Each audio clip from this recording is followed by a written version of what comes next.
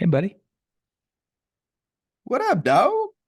Um, I would appreciate it if you don't like make any of those noises that you were making prior to us recording again, ever, please. Yeah, no, that's fair. And I'd appreciate it if you shut your face. uh Hmm. yeah, I care about you. I apologize. I care about you. And if you choose not to forgive or move on, I'm sorry for you. I feel like there's some conflict um arising. Yeah. Yeah, you shared something today with me and I found it to be fascinating and coincidentally, uh I I was thinking through just from my where I used to be and where I am from a very specific standpoint, and that's how much it used to impact me. My emphasis is in the wrong syllable. How much it used to impact me that when when other people when I sense other people potentially mad or and a great example, I heard this on a podcast recently from Hormozy. He was like, none of my friends, Hormozy saying this, none of my friends are offended when we don't respond to a text immediately. He's like, all of us know that we're all busy and that we all care about each other and it's we will get like there's nothing personal about it and I heard that and I was like, oh, I love that, like, and I think what you and I were talking about before you record and you're going to shine light on as you become very vulnerable and expressive, if like my heart, Stu, my heart because I'm very vulnerable with you and I'm open about the things that are going bad and also how I feel about you, right? And so if there's room to perceive a slight, I would expect that you would perceive on the positive side, just left bubble of perception, you would perceive my actions from a positive perspective versus me trying to do something negative towards you. I would expect that because of our friendship and the level of vulnerability we share and this that we've established. What I've realized is that I have a lot of relationships that don't have all that. And I've also grown to a place where ultimately, if I express those things, like I care about you a lot, I think you're awesome. If I offended you, please let me know. I'm opening myself to that input. If that person doesn't choose to walk through that door, honestly, not in a negative way, but I just don't have time for that anymore because I have so many positive relationships. I'd rather invest in those places, which for me, my personality has significantly decreased the real and perceived conflict in my life, which has kind of been fascinating to me. Yeah, And then man. you said what you brought up today, and I'm like, oh, that's really weird. You just gave me a word picture. You gave me context to frame how I've been feeling recently because it's very liberating and very freeing. Yeah, dude. It's a really interesting theory concept. I've been reading about it. So a mutual friend of ours, Kevin Goodnight, he's been on our podcast twice now. Super good dude. I was talking to him about fatherhood. I'm in a period where like I'm struggling a little bit as a dad.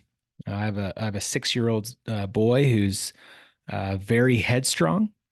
It'll be a great leadership quality later in life, but right now, like he challenges everything. If I tell him the sky's blue, he's going to challenge me and tell me that the sky's green. And so he wants to do everything himself, and he questions everything and asks why, and sometimes it's just exhausting. And oftentimes I don't respond in the way that I really probably should as a father. So, anyways, I was talking through that with Kevin, and Kevin recommended this book called "The World Needs a Father." By Cassie Carstens, and it's a fantastic book. It's pretty thick. I've been reading through it and highlighting and starring and underlining, so it's been taking me a while. But it one of the chapters talks about just relationships, right? And in relationships, there's conflict. And he gives points to this appendix.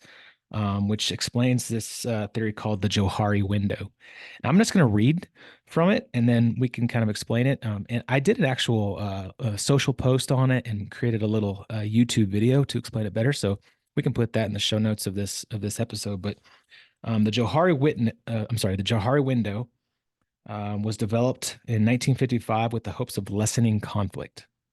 Their theory states that the smaller the arena is, the bigger the conflict. And there are two ways in which the arena can be enlarged: one, unmasking, and two, revealing the blind spots. So these two actions will bring about a much higher level of transparency. Higher transparency builds a much higher trust basis. And with that heightened trust, permission to be who you really are without any fear of rejection. Transparency should start with the Father. Where there is sincere integrity, fear subsides, transparency increases, real relationships are forged, and everyone gets to be who they really are, to be real. So to dive into that, so this is for anyone watching the YouTube video. Here's the Johari window.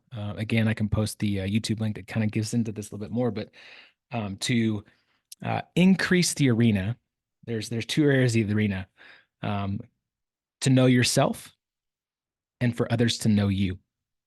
And so to increase that arena, you have to increase the knowledge about yourself and increase the knowledge of others know about you.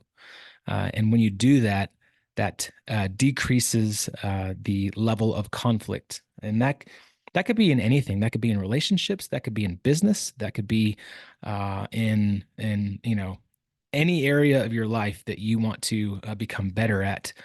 The less conflict you have in that, the better you're going to be. And so, you know, when you think about that, you have to do two things. He said, unmask. To know more about yourself, you have to either unmask or find your blind spots, right? And so a lot of us wear these masks around every single day.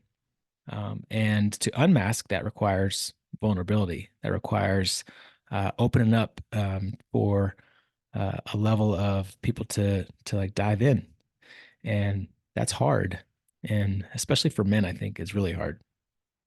And then the other area is you have to expose yourself. You have to open yourself up for people to look in and find your blind spots, tell you where you're failing, tell you where you're faulting, because you can't see those blind spots. So either of those are really, really hard to do, but those are the areas that you must do to become better to decrease your conflict. So I thought that was really interesting. Yeah, dude. And I love what we do in the Kinetic Man is both, right? Yeah. Like we Yeah. do, I mean, as per ground rules for admittance, you have to be vulnerable and honest. And that vulnerability, opening yourself up to others, but also the honesty part of it is not just a how you express yourself and about yourself. It's also being able to be like, hey, dude, like I just want to be honest with you. I'm seeing this thing. You said this thing, and I just I feel like that's not congruent with what you express that you the person you want to be, the man you want to be. And I'll tell you a very practical way that this starts to manifest as you build your arena, as you expand it. Last night was a great example for me. Dude, my son was just being a giant turd bucket. It's time to go to bed. He was like being very defiant, saying no, and I was starting to lose my cool, and I stepped back, and I was like, what would a kinetic man do? but but it just it comes natural now, right? And so I was like, okay, there's gonna be a consequence, and so there was a consequence. I took some time away that he'll experience that today from something he wants to do. But then I gently put my arm around him.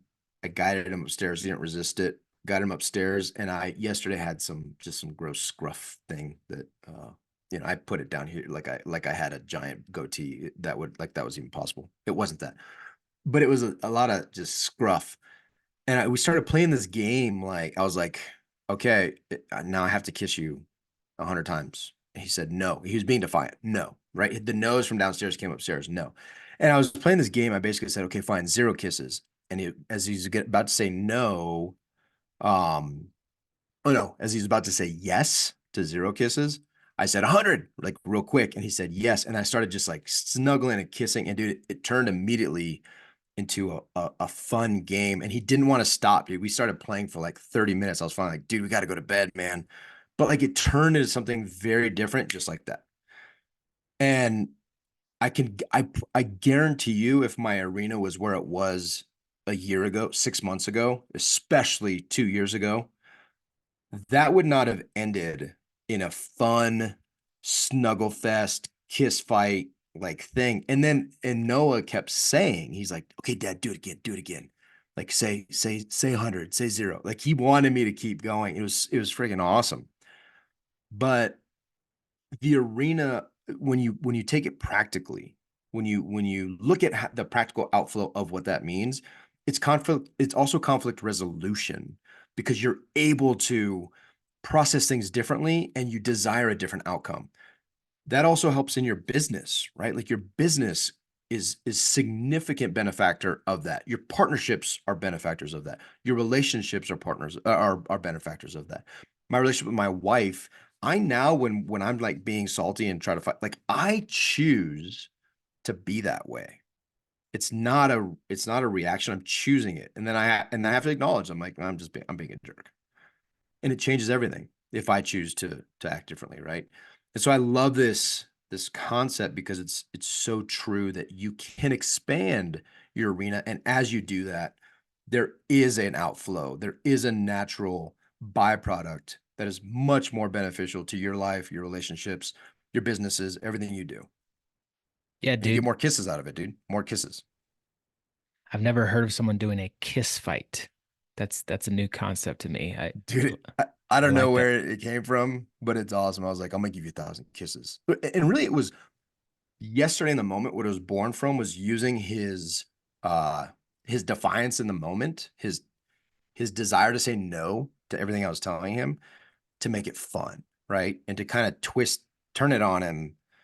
And then, and again, I've never done a kiss fight before, but like it opened the arena getting bigger, also open the creativity in the moment to turn it into something very, very different than from where it started, right? Yeah. And my attitude was very different than to my traditional attitude would have been. You should ask And now your we have a new game. you should ask your wife if she wants to do a kiss fight. Yeah, I tried. She said no. She said no. She's like, no, go do a kiss fight with Noah. And what is that thing on your face? You need to shave that immediately. Well, here's the other interesting part to this is that you can't do this alone. Right? You can't open the arena, enlarge in the arena by yourself. It requires other people. I mean, you can unmask, like you can take the mask off and be vulnerable, but if no one is there to see that and learn more about you to open up, in those relationships that you have, it really doesn't matter. And then to find your blind spots, that's why it's called a blind spot. Like you aren't going to see it yourself. You have to have somebody else in your life that's going to tell you what those blind spots are, right? So you have to open up. Either way, you have to remove the mask and let other people see you for who you are, or you have to open yourself up for other people to tell you who you are by telling you about your blind spots. And so I think a lot of people in life try to get through life on their own, right? Like I've done it, I did it in business for a while, trying to be a real estate investor by myself. I kind of sucked at it, and it wasn't really a whole lot of fun. And in relationships, I think men specifically, like they don't have any friends, right? They don't do anything fun.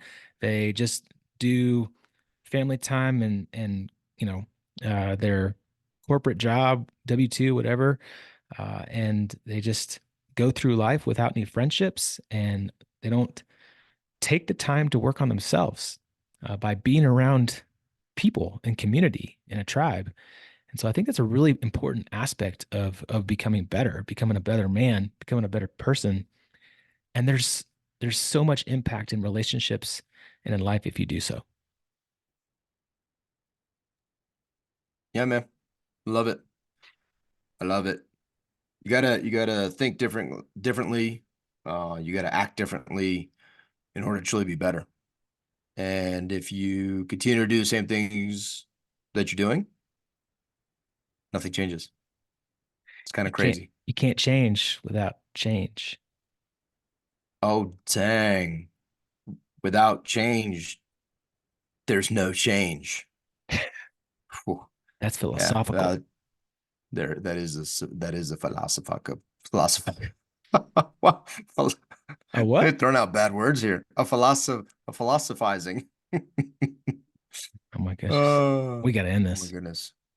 Let's edit that. Let's edit that. Don't edit it. Love you. Keep it real. See ya. Bye.